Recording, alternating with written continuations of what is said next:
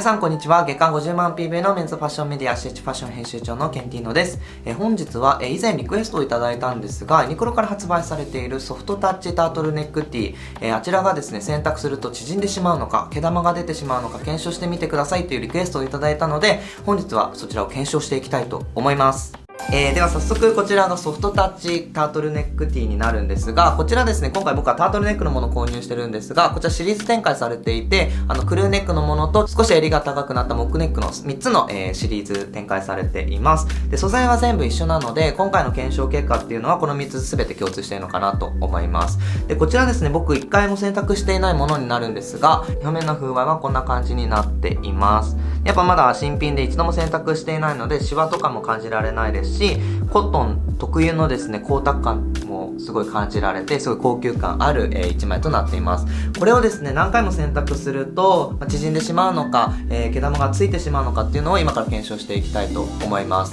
一応ですね、こちら洗う時の注意点としては、洗濯ネットに入れてもらって、でちょっと色移りのしやすいものとは、あんまり洗うの避けた方がいいかなと思いますし、あとジーンズとか、あと硬めの生地のもの、装飾物、ボタンが多くついてるものと一緒に洗うのは避けた方がいいのかなって思います。僕も今回洗うにあたってジーンズとかそういったね、装飾物の多いものとは避けてカットソー類と一緒にまとめてお洗濯していきたいと思います。というわけでこちらがですね、だいたい10回前後洗濯機で洗ったソフトタッチタートルネックのカットソーになります。見た感じはですね、そこまでシワがついてるっていうこともないですし、生地がくたってなることも見受けられないです。はい。表面こんな感じで、白はこんな感じですね。はい。で、黒がこちらになります。はい。なんかそこまで気にならないのかなって思うんですけど、ちょっとシワがついてる部分は低温のアイロンでやってもらえればシワはすぐ消えるので問題ないかなと思いますし、干す段階で手アイロンですね、手アイロンでこう伸ばしながらちょっと優しく、干していただければそこまでシワも気にならないと思います。はい。で、こちらコットンを使っているものになるんで結構縮みやすいってところがね、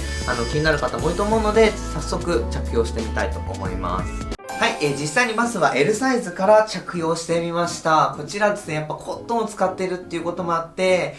その予想通り結構縮んでしまいましたね。やっぱり10回くらい洗濯しているので、袖なんかも結構こう下ろした時、まずは全然ね、こちら L サイズなので、袖丈としては全然僕の体には合っているんですけど、購入した直後のものと比較すると結構ね、2センチくらいはちょっと縮んでしまったかなっていった印象があるのと、あと一番実感できたのがこの肩周りですね。頭を入れた段階、すごい苦しいって思って今こう着用しているんですけど、結構めっちゃ苦しいです。こちらの商品を長く着用し続けたいっていう方はですね、普段のサイズよりも1つ大きい、もしくは2つ大きいサイズを選んでいただいた方が洗濯した時にね、縮んでった時も、着続けられるのかなって思いました。はい。ちょっとね、XL サイズもあるので、そちらも着用してみたいと思います。はい、続いて XL サイズを着用してみました。先ほどの L サイズ同様に、やっぱりですね、この肩周り縮んだかなっていった印象があります。購入直後着た時はですね、もう少し肩周り動かしやすかったんですけど、結構縮んだ影響で結構ね、パツンってなってる感じがします。はい。着丈なんかは別にそこまで縮んでも気にならないんですけれども、やっぱり着た時のこの辺がね、ちょっと圧迫感があるので、そうですね、3点くらいは使い続けられないんじゃないのかなって思います。やっぱりこういうものって、洗濯の頻度もね、普通のものよりも多いじゃないですか。なので、ちょっとね、1年、持って2年くらいのアイテムなのかなって思いました。はい、こんな感じです。はい、これで検証結果は終わりにしたいと思います。本日はユニクロから発売されているソフトタッチタートルネックティーを、洗濯10回くらいしたらどうなるのかという検証をね、お話しさせていただきました。やっぱりコットン 100% っていうところもあって、結構ね、洗濯すると縮んでしまうっていうのが僕の、印象でありました。なので、この商品を買おうか悩んでる方は、1つ大きいサイズか2つ大きいサイズを買っていただくのがいいのかなって思いますし、なんかそこまで長く着用するっていう思いで買買うとちょっとね、後悔してしまうのかなって思うので、ぜひこの商品はね、ワンシーズンおきに買っていただくのがいいのかなって僕個人的に思いました。はい。というわけで本日の動画はこれで以上となります。この動画が少しでも役に立った、見ててよかったなと感じた方は高評価、そしてチャンネル登録の方ぜひお願いします。またインスタグラムやツイッターの方も日々更新しているので、こちら概要欄にリンク貼っております。